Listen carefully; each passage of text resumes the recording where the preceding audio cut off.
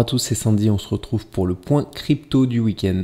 Le Bitcoin qui consolide toujours sur des hauts de marché ici entre les 108 000 $ et les 91 000 $ d'après moi. Ce qu'il faut privilégier ici, c'est un futur double bottom de continuation haussière qui nous mènerait potentiellement autour des 128 000 $ sur le Bitcoin. En tout cas, c'est ce que les statistiques nous laissent privilégier, parce que quand on a une figure comme ça, une consolidation sur un haut de marché avec une faible amplitude, on a 6 à 7 chances sur 10 de repartir vers le haut. Donc c'est ce qu'il faut privilégier en tout cas sur le Bitcoin, et c'est ce qu'on privilégie notamment comme on l'a vu lundi. On avait vu que beaucoup de graphiques nous laissaient envisager un point bas en hebdomadaire notamment. On a la dominance du Bitcoin, la dominance Others, le graphique Others et le graphique Total 3 qui sont tous les quatre sur des points bas potentiels, sur des zones en tout cas de support importantes ou de résistance pour la dominance du Bitcoin. Donc ce qu'il faut privilégier en tout cas d'après moi, c'est un regain d'énergie sur le Bitcoin et la cassure à moyen terme en tout cas de ces 109 000 $ pour aller rejoindre un niveau supérieur situé autour des 125-130 000 $ sur le Bitcoin.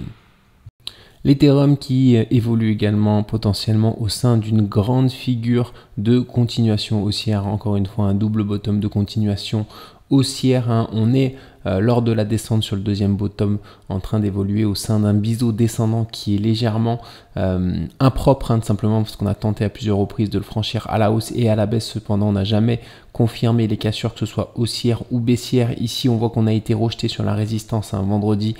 Si on revient tester le support ici du biseau, ce qu'il faut privilégier, c'est un rebond et à terme la cassure de cette figure par le haut, qui est une figure très haussière, qui est cassée très souvent par le haut pour partir en direction des objectifs de cette figure ici, qui sont un retour sur la résistance aux 4100 $, et on sait que si on revient sur cette résistance une troisième fois, on aura de bonnes chances cette fois-ci de la franchir par le haut pour aller chercher les objectifs de cette grande configuration de double bottom de continuation haussière située autour des 6100 $. Cependant, en chemin, il y aura quand même une zone assez difficile à regagner ici. C'est une zone de gap plus la résistance de ce biseau descendant qu'on a du mal à regagner. On a du mal en tout cas à confirmer la cassure de cette résistance. Il faudra à la fois du coup observer une cassure confirmée de cette résistance et à la fois combler ce gap pour avoir potentiellement un mouvement haussier qui pourrait prendre de l'ampleur et pouvoir délivrer le mouvement haussier qu'on attend tous sur l'Ethereum pour ces prochaines semaines et ces prochains mois.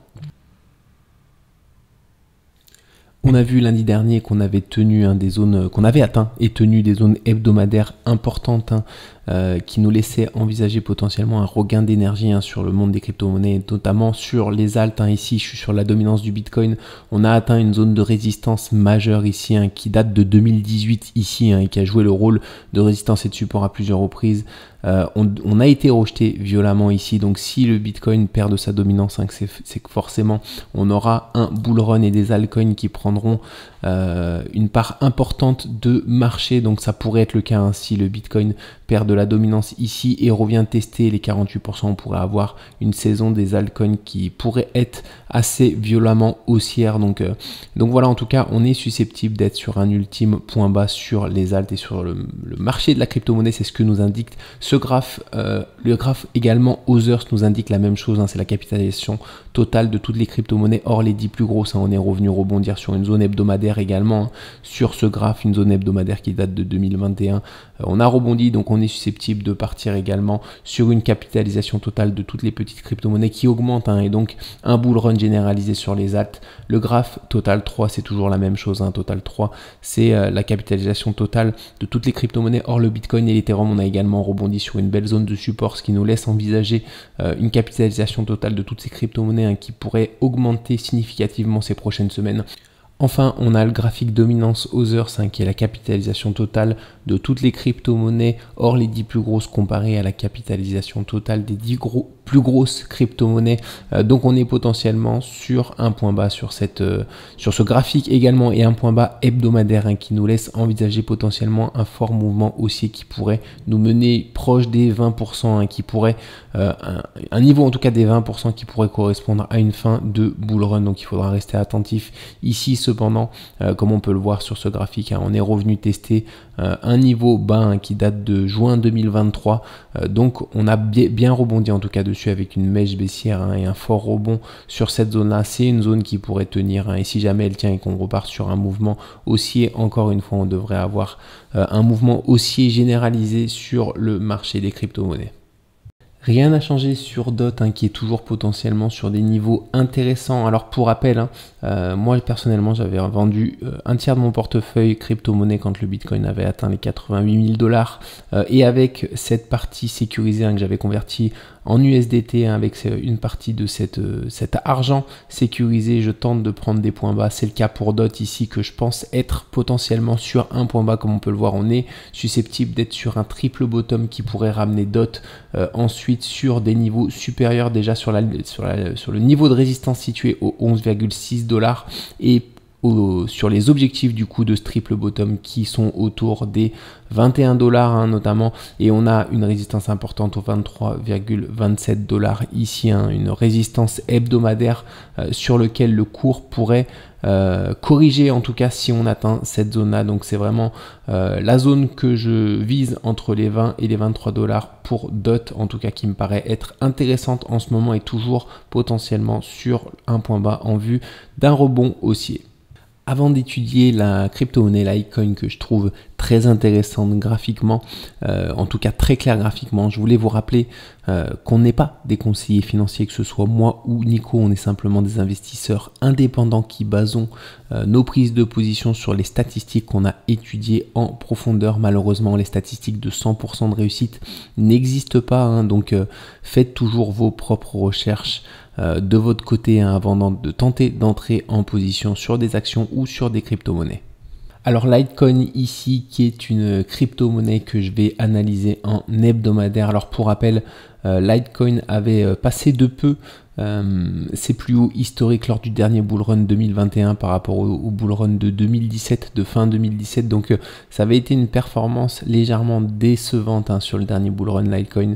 Cependant, il faut garder à l'esprit qu'il y a beaucoup de crypto-monnaies lors de ce prochain cycle aussi qui devraient également ne pas passer leur plus haut historique pour différentes raisons. Donc méfiance en tout cas, parce que ce genre de phénomène risque d'arriver de plus en plus souvent au fil des cycles, sachant qu'il y a beaucoup de crypto-monnaies désormais qui sont sur le marché.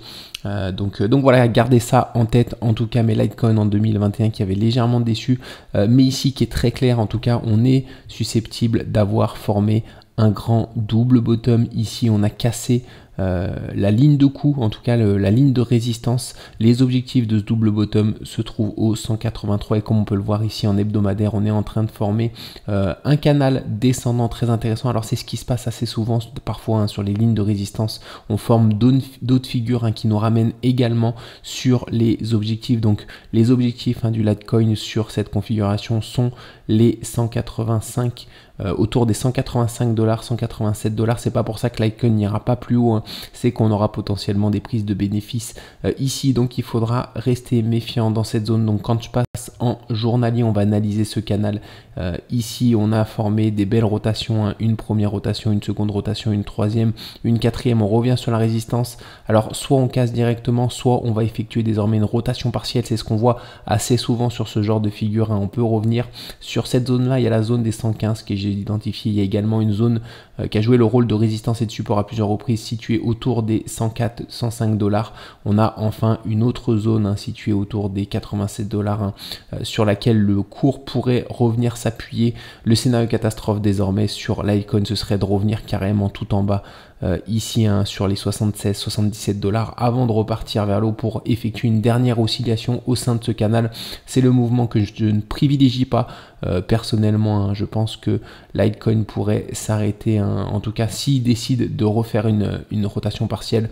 D'après moi, je privilégie pas en tout cas qu'il repasse en dessous des 97 $, sachant qu'il peut très bien partir tout de suite immédiatement en direction des objectifs de ce canal descendant que je vais calculer directement avec vous, mais qui devrait nous mener proche du coup de l'objectif de la grande figure hebdomadaire pour rappel qui se trouve autour des 185 $. Donc ce canal nous mènerait autour des 192 $, donc légèrement plus haut des objectifs hebdomadaires. Donc un nouvel objectif dans cette zone qui pourrait nous laisser envisager une prise de bénéfice et une nouvelle correction à l'arrivée sur cette zone là, bien sûr, si Litecoin repart vers le haut. Mais d'après moi, au vu de la configuration qu'il est en train de former et au vu de ce qu'on a vu sur le graphique hebdomadaire, nul doute que cette crypto-monnaie devrait se diriger vers cette zone ici à terme, à voir si cette zone constitue la fin de son bull run ou alors si on va chercher ensuite des niveaux légèrement supérieurs.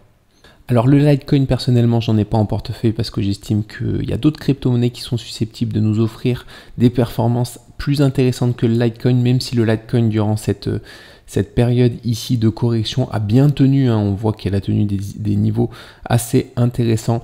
Cependant, c'est important d'avoir des objectifs précis sur ce genre de crypto historique et assez lourd, tout simplement parce que c'est un repère précieux pour la fin du bull run. Si jamais on voit le Litecoin qui arrive sur cette résistance majeure des 184 et sur ce double objectif du coup de cette figure et de la figure également hebdomadaire, on aura potentiellement, voilà, si on voit d'autres crypto-monnaies qui arrivent sur des zones d'objectifs, on peut potentiellement anticiper des corrections un petit peu plus profondes sur le marché, voire une fin de bull run. Donc c'est intéressant d'avoir des crypto-monnaies comme ça qu'on suit et sur lesquelles on a des objectifs précis. Un petit tour désormais sur les indices boursiers. On commence avec le SP500 qui a assez fortement corrigé ici vendredi. Alors on a un double objectif encore une fois qui se trouve autour des 618 sur le SPY, le TF du SP500. On avait à la fois les objectifs de ce canal avec la résistance ici et le support ici qui nous menait dans cette zone là. On a également l'objectif de ce triangle ascendant qui nous mène dans cette zone là. Donc on arrive proche de cette zone.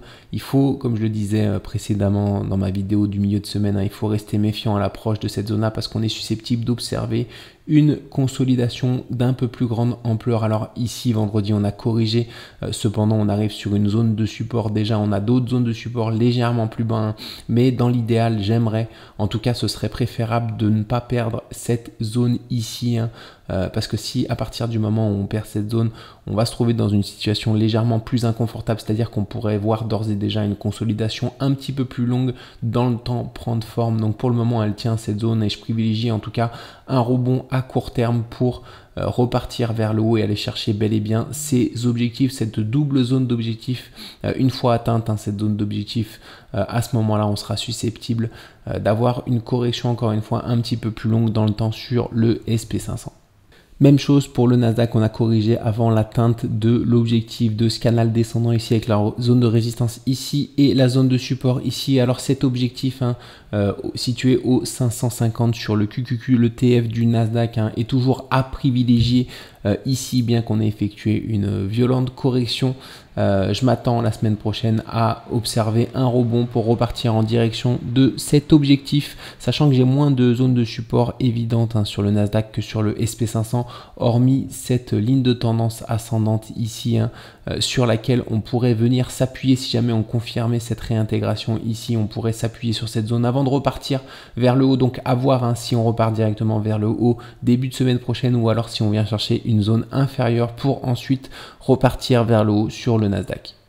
On finit avec le CAC 40 qui est toujours très solide. Je m'attendais au fil de la hausse à des corrections un petit peu plus longues dans le temps. Ça n'a pas été le cas. On est parti très vite, très fort vers le haut pour potentiellement aller rejoindre les objectifs ici sur le PX1GR qui se situe autour des 26 774 sur le PX1GR qui est le TF du CAC 40 avec dividendes réinvestis. Alors qu'en chemin, on a effectué un throwback parfait sur l'ancienne résistance pour repartir vers le haut. Ici, on a effectué potentiellement ce qui pourrait être un gap de continuation.